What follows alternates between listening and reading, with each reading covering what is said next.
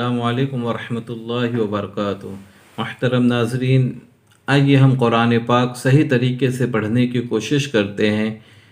آج ہم ہماری سبق شروع کر دیتے تختی نمبر 3، حرکات۔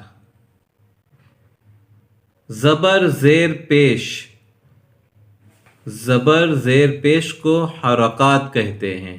زبر زیر پیش کو جلدی پڑھے، تھوڑا بھی نہ کھینچے۔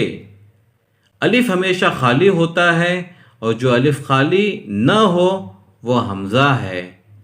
زبر کی آواز اوپر کو اٹھتی ہے۔ اس پر دھیان دیجئے کہ ہماری ادائیگی کس طریقے سے ہوتی ہے کہ جب زبر کا حرف پڑھا جاتا ہے تو اس کی آواز اوپر اٹھنی چاہیے، جیسے کہ الف زبر ا، با زبر ب، تا زبر ت، سا زبر س، جیم زبر ج، ح زبر ح، خا زبر خ، دال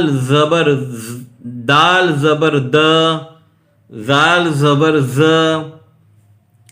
را زبر را، زا زبر ز، سین زبر س، شین زبر ش، صاد زبر ص، ضاد زبر ضا، طا زبر طا، ظا زبر ظ، عین زبر ع، غین زبر غ، فا زبر ف، قاف زبر ق، کاف زبر ک، لام زبر ل، میم زبر م، نون زبر ن، واو زبر و، ہا زبر ہ، حمزہ زبر ا، یا زبر ی، یا زبر ی۔